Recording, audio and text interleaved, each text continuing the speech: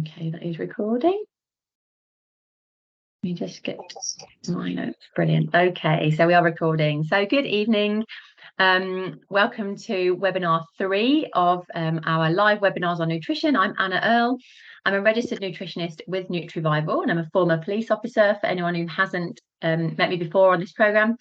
And tonight we're looking at a really exciting area of nutrition called food for mood. And this is looking at your dietary habits, your food intake, and understanding how you can modify or change that to better support your brain and your mood. So your food intake affects how you think and feel. That means it can affect how you rationalize, your capacity to show empathy, your memory, all functions that are vital in both our personal and professional lives if we want to be performing well. So I've got a few slides to share with you tonight, and I really hope that it's useful and interesting. So let me just start to share. Can you see that, Catherine? Can you give me a thumbs up if I'm sharing my screen? Great, brilliant, thank you. Super.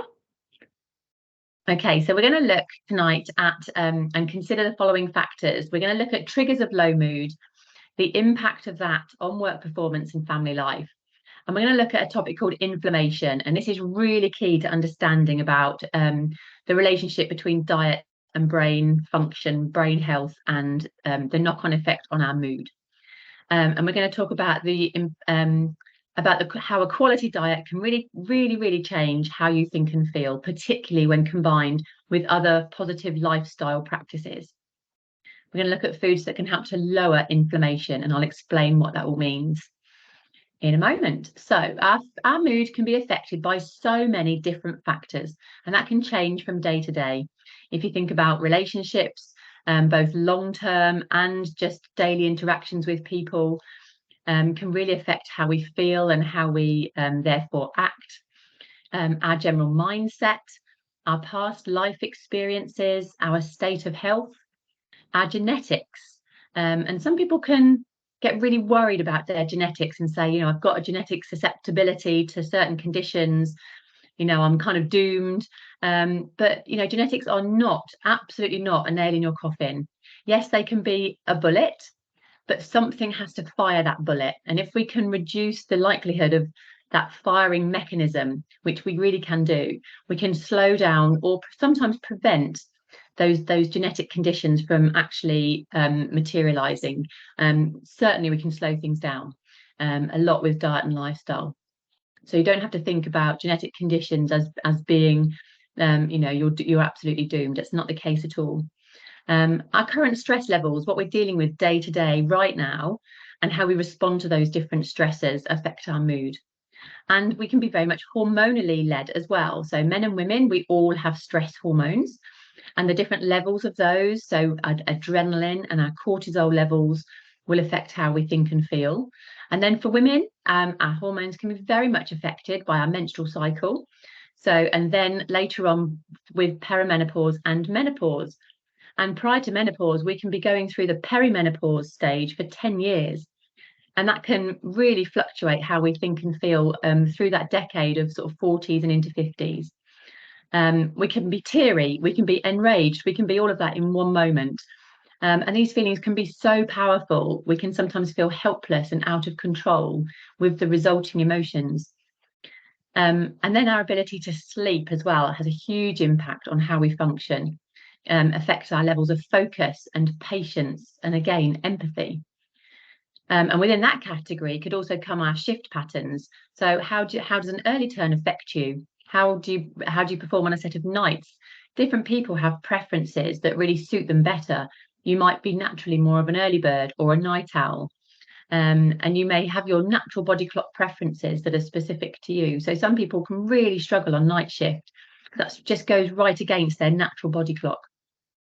And then we come to diet, which we're going to focus on tonight. So some of these factors affecting mood are beyond our control. But everything on that list can change. As I said, even with those past life experiences and our genetics, none of them actually has to define who we are and how we feel. So considering this list and the effect that each of those factors have on our work performance, as well as how we might behave at home as a partner or a friend or a parent or a neighbour, Think about, what can we change to lift our mood if we do struggle with low mood. And one of those areas, which is called a modifiable factor, basically something that you can influence and something that you can change and control, is diet. And it can make a really effective difference. It can be preventative in terms of mood disorders. So you don't have to wait until you feel low to start to think, I need to start implementing some of these dietary changes. We can actually look to prevent those low mood disorders and conditions happening in the first place. And even some of these dietary practices can really help with those strong hormonal changes, particularly the monthly cycle, can really help to reduce the severity and the strength of those. So 2 key points that affect mood in terms of diet are nutrient deficiencies and a diet that is high in ultra-processed foods. So when I say nutrient deficiencies, what I mean is not getting a balanced diet, not getting all of the food groups that are listed on the Eat Well guide, which we'll look at in a moment, not getting all of those regularly onto our plate. And we looked at that, the Eat Well plate, the Eat Well plate in webinar 1 when we were looking about balancing food for energy. But actually, it's not just that physical energy that we get from our food. We also fuel our brain health and how we think and feel. So you can end up low in certain nutrients, maybe like iron or B vitamins or your healthy fats. And all of those really support our brain function and our mood and how we think. So if your diet is high in ultra-processed foods, and I'll explain what comes under that category and again in a moment. If your diet is heavy in ultra-processed foods, there is a reasonable chance you could be low in some nutrients that can help support mood, because ultra-processed foods are generally not high in vitamins and minerals, for example, and healthy fats. And these are key nutrients to help you feel well. So, really quick biology lesson. This is to do with inflammation. Inflammation is one of the body's main ways of protecting itself from injury or infection. So you might be familiar with the term, and you may have heard of anti-inflammatory medication, for example, if you've got a knee injury and you need to take away the swelling. Well, inflammation plays a really big part in our health. So understanding what it is might help you make some better anti-inflammatory food choices, because foods can be pro-inflammatory and anti-inflammatory as well. So inflammation is a natural immune response. If we cut ourselves, like in this diagram, we've got a cut to our skin in the top there, we can feel pain, warmth, redness and swelling. And that's all as it should be. That's a message to us that there's that risk of infection and we need some healing to go on there. So these little purple blobs are white blood cells. So they come out of the blood vessel and they stage a rescue at the point of injury to stem any bleeding by clotting and scabbing the area and keeping it contained to that area. And then it all goes about through the healing process. And once that's done, once that natural immune response, that inflammatory response is done, then we start some healing and that inflammation goes down. Okay, and generally, a short while later, you can't see where that was unless there's a bit of scarring, but generally that heals up completely. So it's short-term inflammation to protect the body. The problem occurs when the inflammatory response doesn't switch off. So the condition is not short, but ongoing or chronic. And many chronic conditions have an element of inflammation. And often they're inside the body, so we can't see what's going on. We might detect it through doing some blood tests that show high inflammatory markers in your blood.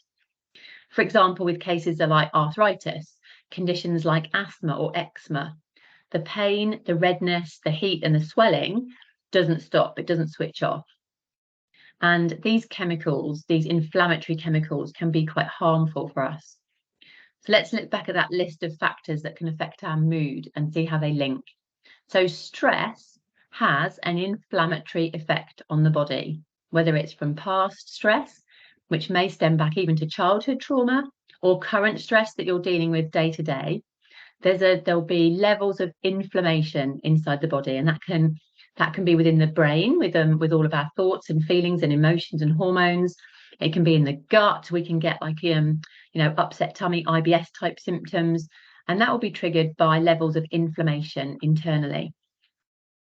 But it's difficult to detect because we don't see the inflammation like you do if you've got your hand and it's a lot more obvious. So disrupted sleep is inflammatory. Our state of health. So if we might have an ongoing infection, a stomach infection, a chest infection, as well as the longer term conditions, skin conditions and allergies, all will have levels of biological inflammation. Excess weight increases inflammation in your body. So your levels of activity and fitness are really significant here in being anti-inflammatory. And a sedentary lifestyle, so a lifestyle where there is little movement and activity, can increase your risk of inflammation. You might have a genetic disposition for certain conditions like high cholesterol or a very slow metabolism. But again, diet and lifestyle can play key roles in those and delay the onset of conditions actually taking place. Okay, so then we come to diet. And there is an established link between diet quality and mental health. And remember, the two dietary factors that affect your brain health is the lack of certain nutrients, so a nutrient deficiency in the nutrients that really help your brain, and a diet high in ultra-processed foods. Those two key factors are linked to diet. So these are the risk factors for mood conditions like depression. So if we think about nutrient deficiency, so being low in certain nutrients, and as I said, you can't always tell that from a blood test because some nutrients are stored in our bone and tissue. So they're not all just floating around at the level for your whole body in your blood. So some blood tests don't show up certain nutrient deficiencies. So certain minerals, for example, we have a lot of storage of those in bone and tissue. So having a blood test won't always say you're low in magnesium or you're low in iron or whatever. So it can be quite difficult to gauge where you might be low. And if you think with nutrients, we are faced with an abundance of food choices, more choice than ever before. If you go into a supermarket, you can have any food you could probably possibly think of. But ironically, we can still be nutritionally poor. And a lot of that is to do with ultra-processed foods. So first of all, I want to show you the foods that can have a negative effect on mental health. So these can be drivers of ongoing low mood and mental health issues. And they're generally found in the following groups that have this pro-inflammatory effect on the body. So your refined carbohydrates, so all those starchy and heavy carbs that so much of the Western diet is based on. So white bread, white pasta, anything made from white flour, so cakes and pastries and biscuits and donuts, pizza, and then also our processed foods, industrially produced packaged products generally don't resemble their original ingredients. They've been shaped and made to look maybe more appealing, like potato waffles with smiley faces on. They don't really look like an original potato. Donuts and ice cream, crisps and pies, things that are reformed, breadcrumbed and battered, and generally sort of lower quality meat products and frozen goods, and includes processed meats as well. And then foods with added sugars, so your fizzy drinks, your sweetened desserts, which can include some really high sugar yogurts, breakfast cereals, sweets and chocolate. So these foods in these groups can cause that underlying simmering level of inflammation that just doesn't go away. It's there long term. It's a low grade chronic inflammation. And this can contribute to poor mental health because those levels of inflammation, they travel basically from the gut and they can go through our nervous system right up and talk to our brain. And so there is that kind of systemic effect on the whole body. And rather cruelly, these are the foods that we crave when we're feeling low. But to effectively support our mood and energy levels, we need to be reducing these foods. And when particularly if we're feeling tired, we haven't got the energy to cook, these are our go-to food products. These are the foods that we crave when we're feeling low and we want some comfort. But yes, sadly, those are the foods that are going to just keep us in that spiral, unfortunately. Whereas these food groups in blue on the right hand side can have an anti-inflammatory effect on the body. And these will include the essential nutrients for brain and hormone health that will impact mood. So these food groups are foods that typically make up the Mediterranean diet, which is often championed as being a really healthy diet. And a lot of that is to do with the anti-inflammatory effect of vegetables and fruit, of fish, and of whole grains. So the Mediterranean diet does include some moderate amounts of some good quality meat, some dairy and eggs. So there's your good quality protein if you're a meat or a fish eater.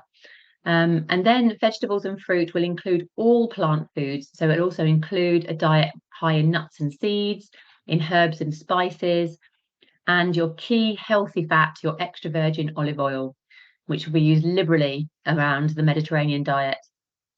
And then fish, generally once or twice a week, and that'd be a mixture of white fish as well as the lovely oily fishes, which are really good for the brain. And then whole grain versions of your bread, pasta, rice, and oats, and those kinds of foods. So combining these gives you a plate of nourishing foods for the brain and mood hormones. And perhaps this helps you see why my focus as a nutritionist is generally more on counting nutrients on a plate rather than counting calories. So I would encourage adding in portions of vegetables wherever you can, rather than getting really bogged down about your daily calorie intake, because it's such a random measure. Really, we want to be looking at how many nutrients have I got my full plate of nutrients on this plate. So getting used to seeing a lot of varied colour in your dishes, for example, is a really good way to start. So in summary, then there's two key messages here. There's a relationship between high levels of inflammation and mood disorders. And these foods on the left, these foods in red, are inflammatory. So anti-inflammatory whole foods can be neuroprotective. They can help protect the brain and how we think and feel. So talking about ultra-processed foods, what do those look like? So there's processed foods and then there's these UPFs, ultra-processed foods. And many of the foods in that red pro-inflammatory list come under the definition of ultra-processed. And many foods are processed in some way to make them digestible. So if you think about whole porridge oats or natural yogurt or herbal teas, they've all had some processing, but they still contain a lot of their original nutrients and they are still nourishing. But then we've got this definition of foods that can make up an estimated 50% of a typical adult's daily food intake now in the UK. So ultra-processed foods are formulations of ingredients, mostly of exclusive industrial use, that result from a series of industrial processes, many requiring sophisticated equipment and technology. For example, sweet and savoury snacks, reconstituted meats, chicken nuggets, pork pies, low-quality pizzas, chocolate and sweets, amongst others. These are not generally ingredients that we're going to find in our kitchen cupboards at home. These ingredients typically seen on the packaging labels of foods are things like high fructose corn syrup, maltodextrin, protein isolates, hydrogenated oil, plus your cosmetic additives, colours, flavours, flavour enhancers, emulsifiers, thickeners, artificial sweeteners. And they're designed to make your final product more palatable, last on the shelf for a year or two, and they're not as wholesome foods. They're not food to nourish you. They're usually there as foods designed to attract you to eat more. And these foods can have an inflammatory effect on your body and on your brain. Remember, inflammation affects your mood. So it makes sense to look to reduce levels of inflammation in the body. And that's not simply any inflammation that's not responding to your short-term first aid of stemming your blood flow or your cut or just fighting off a short-term cough or cold.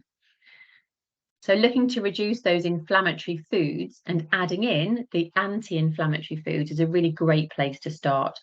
This will have a knock-on benefit on your blood sugar, your energy, and your weight. And if it feels too hard to know where to start thinking with the rule of 80-20. So we look at sort of 80% of the time, we really try to make an effort to reduce those foods in that red column and add in the more of the foods in the blue column. But 20% of the time, we ease off a little bit. We enjoy ourselves, we relax, we don't have guilt. We just kind of chill a little bit. So, don't give yourselves a really, really hard time about, I've got to eliminate everything and food's going to be no fun anymore. Try and go 80-20 and see how you feel. And then if you want to tweak things slightly more in the 80% direction, then all well and good. So let's look quickly back at the Eat Well guide with the proportions of the different food groups. And maybe it might be helpful to print this off and keep it handy to help you with planning meals. So we've got your vegetables and fruit in the green column here. So this portion here is where we wanted to be getting at least a third on our plate each day.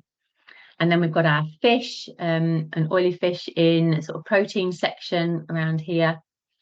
And our whole grains are going to be this section. And then here on the left down here, these are the ultra processed foods. So really just a small percentage, not the 50% that is estimated to be in the average adult diet now. So these are our occasional treats.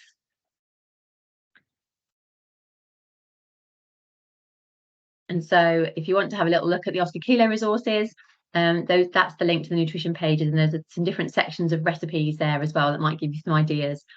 On there we've got sections for soups and smoothies and dips and main meals and some breakfast ideas as well. So have a little look and an experiment. And then finally, a note on supplements as well. So before I invite any comments or questions from Catherine, so there may be certain nutrients that you might be low on that can affect your mood, because nutrient deficiency is one of the dietary factors. So if you're vegetarian or vegan, you might benefit from supplementing vitamin B12, because that's only found in meat and dairy. If you're vegan as well, you might want to supplement omega-3, which mainly comes from oily fish. But everybody is different. So I wouldn't just give a general recommendation at all about supplements to support mood. But if you do experience regular low mood, do you know what the likely cause of this is? Could you be deficient in certain nutrients? Do you have a great balanced plate of food with most meals? Or is it possible that you might be lacking in some of the key nutrients, some of those key vitamins and minerals that really help to support brain health, and the B vitamins as well, particularly? Is your diet quality as good as it could be? And might you be deplete in some key nutrients? Could you look at adding some of these ingredients or foods that we've talked about and see if there's any changes? Sometimes certain supplements can be helpful short term to top you up. I do really advocate go food first. Try and get your food as balanced as, on using the Eat Well guide. If you want to try and get it as balanced and as nutrient dense as you can. But sometimes we do still need an extra lift. So certain supplements might be useful short term. But as I said, everyone's different and individual. So there isn't like a one magic pill that gives you all your superfoods to lift your mood for everybody.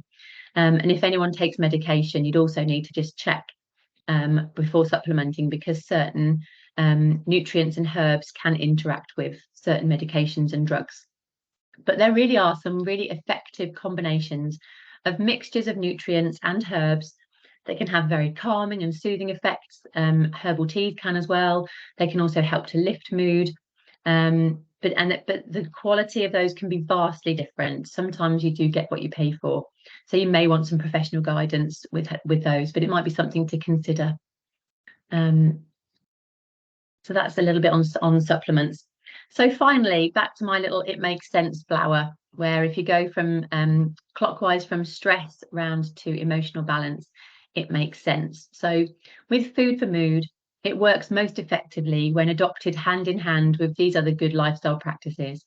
You can't just eat your way out of poor lifestyle habits and expect to feel great. Low mood is likely to persist if you're stressed, if you're not sleeping well, if you don't take time to get out and exercise, and if you don't have a solid social network of people to support you and make you feel happy. So nutrition is one part of this whole self-care package. And I hope there are some tips there this evening that might give you a little insight on where to focus. But that, really fits within looking for optimal you, and which area you might just want to focus on. It might be a different one of those healthcare areas to focus on right now. But certainly getting in that quality fuel can be really, really beneficial. So I would invite you to give that some thought and give it a try. So let me just stop sharing. Thank you. So before we go, Catherine, is there anything that you'd like to add or say, or any comments at all? No, I just say each week I keep learning. It's fantastic because the information you're sharing with us just is making it complete the whole package. So thank you ever so much, because I do feel a little bit guilty occasionally with some of the things I've eaten, but on the whole, I'm sort of following the recipes. Certainly the cook-alongs I've enjoyed doing, the couple that we've done, and I've enjoyed the taste. And it's given me something I can cook, and particularly the shashuka, because that was in one pot. So for me, that was fantastic. And I really enjoyed the flavours. So it's all been fantastic. So thank you. That's great to hear. Thank you, Catherine. Thanks for sharing that. And hopefully just some sort of regular, timely reminders and just giving people some new ideas to think about. Hopefully gives you the confidence to just give anything a go. So hopefully to anyone who's watching this back, be great if you want to share any comments about what you think, or anything that you put into practice. We'd love to hear from you. But otherwise, thank you so much, Catherine, for joining tonight, and look forward to seeing you again in a week or two. Okay, thank you. Thanks, Anna, again. Bye. All right, everyone. No problem. Thank you. Bye. Bye-bye.